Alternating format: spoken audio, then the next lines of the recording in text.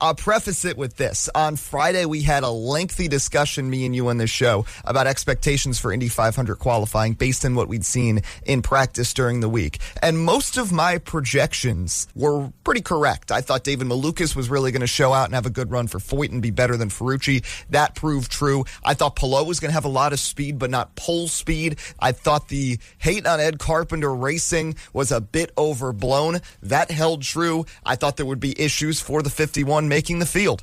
That held true. The one thing I was wrong about, and I couldn't be happier to be more wrong about, is what Prema was able to pull off. Because I was ripping on this team that they were not giving Robert Shwartzman and Callum Ilott a fair shot, especially Shwartzman. When you look back at the Indy GP earlier this month, where the team couldn't even get him on the track until the actual race, and then I see they show up for the biggest race of the year, don't even have their car ready for the first 4 hours of opening day of practice, and then Shwartzman just shows up and did not miss a beat. And you can't understate how massive of an upset this is for someone who has never run an oval before and a team that has never run an oval before. And I know, as Jeffrey mentioned, there are some guys from Penske and from the McLaren background that are a part of this organization, but this is a team that's coming over from F2, F3, WEC. This is so far out of their comfort zone, and to be able to show up and beat the best of the best in Penske and Ganassi and McLaren and Andretti and consistently have a fast car, and Ilott ran pretty well too.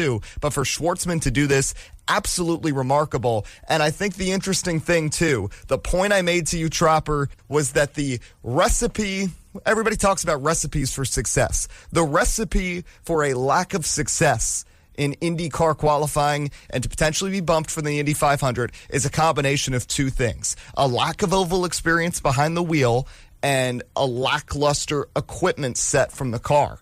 And I felt like the two teams that personified that most were the 51 team with Abel at Dale Coyne and the 83 for Prema. I was right about Abel. He qualified last. I was very wrong about Shwartzman. He qualified first.